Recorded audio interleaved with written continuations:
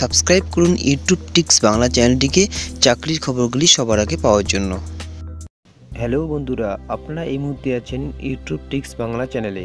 তো বন্ধুরা, এই মুহূর্তে রাজ্যে যে সমস্ত নবম ও দশম শ্রেণীর শিক্ষক পদপ্রার্থী আছেন তাদের জন্য কিন্তু বড়সড় সুখবর দিল স্কুল সার্ভিস কমিশন। তাদের নিয়োগপত্র কিন্তু দিতে চলেছে এই জানুয়ারি মাসেই। তো বন্ধুরা, আজকে ভিডিওতে এটাই আমরা বিস্তারিতভাবে দেখে নিব। তো চলুন আর কথা না বাড়িয়ে শুরু করি। লোকসভা নির্বাচনের আগেই সুখবর, শিক্ষক নিয়োগে সবুজ সংকেত মমতা সরকারের। তো বন্ধুরা, আজকের এই বড়সড় আপডেটটি কিন্তু উঠে এসেছে ওয়ান ইন্ডিয়া পত্রিকায়। তো চলুন দেখে নেই। লোকসভা নির্বাচনের আগেই রাজ্যে শুরু হয়ে গেল শিক্ষক নিয়োগের তোড়জোড়।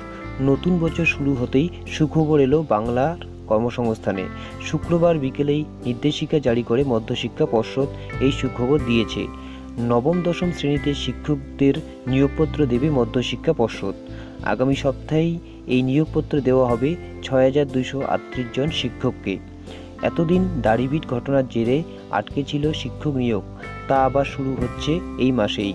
একাদশ দ্বাদশে নিয়োগপত্র দেওয়ার পর অনেক স্কুলে শূন্যপদ ছিল না বলে অভিযোগ ওঠে। তখন প্রত্যেক জেলার ডিআইদের ফের সংশোধিত তালিকা পাঠাতে বলা হয়। ডিআইদের সেই সংশোধিত তালিকা অনুযায়ী নবম দশমে নিয়োগপত্র দেওয়ার কাজ শুরু হবে। স্কুল শিক্ষা দপ্তর সবুজ সংকেত দিয়েছে শিক্ষক নিয়োগের ব্যাপারে, তবে এখনও সমস্যা রয়ে গিয়েছে।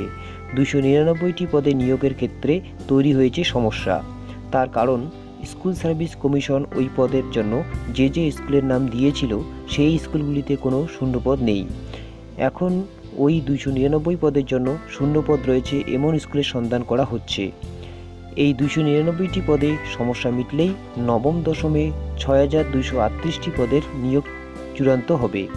তো বন্ধুরা, দেখতেই পারলেন এই বড়সড় আপডেটটি হবু শিক্ষকদের জন্য, যে অবশেষে এই মাসের মধ্যেই কিন্তু তারা নিয়োগপত্র পাচ্ছেন। তো বন্ধুরা, আজকের আপডেটটি এই পর্যন্তই। আপডেটটি ভালো লাগলে অবশ্যই এটি লাইক করবেন। তার সঙ্গে এই চ্যানেলের এইরকমই নতুন নতুন ভিডিও পাওয়ার জন্য অবশ্যই চ্যানেলটিকে সাবস্ক্রাইব করবেন। তো আজকের মতো এই পর্যন্তই। দেখা হচ্ছে পরের একটা নতুন ভিডিওতে। ততক্ষণের জন্য ভালো থাকবেন, সুস্থ থাকবেন।